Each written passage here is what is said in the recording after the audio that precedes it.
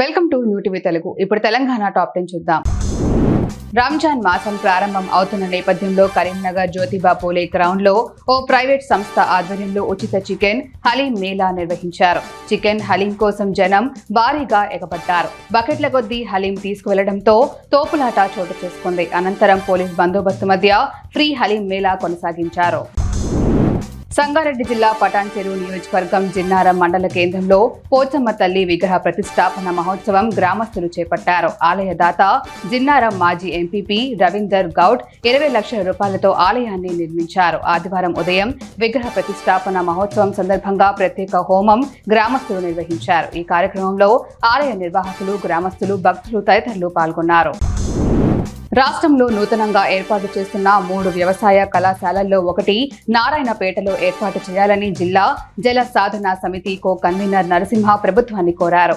ఉట్కూర్ మండలం బిజ్వార్ గ్రామంలో విలేకరులతో మాట్లాడారు. విద్యలో ఇతర రంగాల్లో నారాయణపేట జిల్లా వెనుకబడిందని, వ్యవసాయ కళాశాల ఏర్పాటుతో ఈ ప్రాంతం అభివృద్ధి చెందుతుందని, విద్యార్థులకు ఉన్నత విద్య లభిస్తుందని అన్నారు. ఈ కార్యక్రమంలో నాయకులు పాల్గొన్నారు.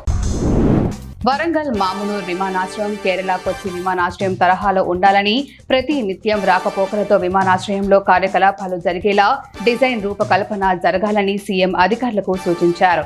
వరంగల్ నగరానికి విమానాశ్రయం ఒక అసెట్ గా ప్రతిష్టాత్మకంగా నిర్మాణం ఉండాలని చెప్పారు. విమానాశ్రయ నిర్మాణానికి కేంద్ర ప్రభుత్వం నుంచి గ్రీన్ సిగ్నల్ వచ్చిన నేపథ్యంలో జూబ్లీ హిల్స్ లో ఉన్నత స్థాయి సమావేశంలో సమీక్షించారు. ఆత్మకూరు మండల కేంద్రం శివారులోని చెల్లా పరమేశ్వర స్వామి జాతర ఏర్పాట్లను ఎమ్మెల్యే వాకిడి శ్రీహరి పరిశీలించారు. చెరువులో నూతనంగా ఏర్పాటు చేసిన బోటింగ్ సదుపాయాన్ని ప్రారంభించి బోటులో ప్రయాణించారు. జాతరకు అన్ని ఏర్పాట్లు చేయాలని ఆలయ పరిసరాలను పరిశీలించారు. భక్తులకు ఇబ్బందులు కలగకుండా చూడాలని ఆలయ అధికారులు స్థానిక నాయకులకు సూచించారు. ఈ కార్యక్రమంలో నాయకులు పాల్గొన్నారు. ఆత్మవిశ్వాసం ఉంటే ఏదైనా సాధించగలమని మహబూబ్ నగర్ ఎస్పీ జానకి దరావత్ అన్నారు. మహబూబ్ నగర్ రూరల్ మండలం Ramreddygudem Telangana social welfare residential school కళాశాలలో నిర్వహించిన వార్షికోత్సవ వేడుకలకు ఎస్పీ ముఖ్య అతిథిగా హాజరయ్యారు. ఈ సందర్భంగా ఎస్పీ మాట్లాడుతూ బలహీనతలు మన జీవితాన్ని నిర్దేశించకూడదన్నారు. కష్టపడి చదువుతూ ముందుకు సాగాలని సూచించారు. ఉద్యోగాలలో మహిళలకు ఎన్నో అవకాశాలు ఉన్నాయన్నారు. బీజేపీ శాసనసభ నాయకులతో కలిసి సిర్పూర్ ఎమ్మెల్యే హరీష్ బాబు ఎస్ఎల్బీసీ టనెల్ ను పరిశీలించారు. గత వారం క్రితం ఎస్ఎల్బీసీ టనెల్ దుర్ఘటన జరిగిన విషయం తెలిసిందే. ఈ సందర్భంగా చేపడుతున్న సహాయక చర్యలను ఎన్డీఆర్ఎఫ్ ఆఫీసర్ ప్రసన్న సభ్యులకు వివరించారు. అనంతరం ఆయన మాట్లాడుతూ ఈ ఘటనపై సమగ్ర విచారణ జరిపించాలని, భవిష్యత్తులో ఇటువంటి ఘటనలు పునరావృతం కాకుండా చర్యలు చేపట్టాలని తెలిపారు.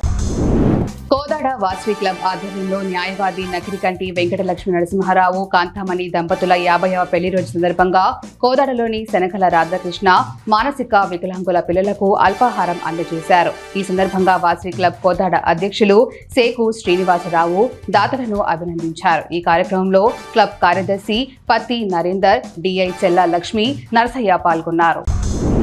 రామకోటి భక్త సమాజం ఆధ్వర్యంలో భద్రాచల సీతారాముల కోటి తలంబ్రాల దీక్షను ప్రారంభించడం అభినందనీయమని ఎఫ్డీసీ మాజీ చైర్మన్ వంతెరు ప్రతాప్ రెడ్డి కొనియాడారు. భద్రాచలం సీతారాముల కళ్యాణంలో వాడే తలంబ్రాలను భక్తులు గోటితో ఒలిచి తీసుకెళ్లే బాధ్యత స్థానిక రామకోటి భక్త సమాజం నిర్వాహకుడు రామరాజుకు దక్కిందని అన్నారు. ఈ సందర్భంగా ఆయన మాట్లాడుతూ ఇక్కడ నుంచి 250 కిలోల ఒలిచిన తలంబ్రాలను భద్రాచలం పంపించడం సంతోషంగా ఉందన్నారు. ఆరోగ్యంగా ఉంటేనే ఏదైనా సాధించగలమని అదనపు AR additional DCP Subhash Chandrabose అన్నారు. సిద్దిపేట పెద్ద కోడూరులోని కార్ హెడ్ క్వార్టర్స్ లో జిల్లాలోని civil, reserve police, home guard సిబ్బందికి పెరేడ్ నిర్వహించారు. ఈ సందర్భంగా ఆయన మాట్లాడుతూ పోలీస్ సిబ్బంది క్రమ తప్పకుండా వాకింగ్, రన్నింగ్, యోగా వంటివి చేసి ఆరోగ్యాన్ని కాపాడుకోవాలన్నారు. వ్యాయామం నిత్య జీవితంలో భాగం చేసుకోవాలని కోరారు.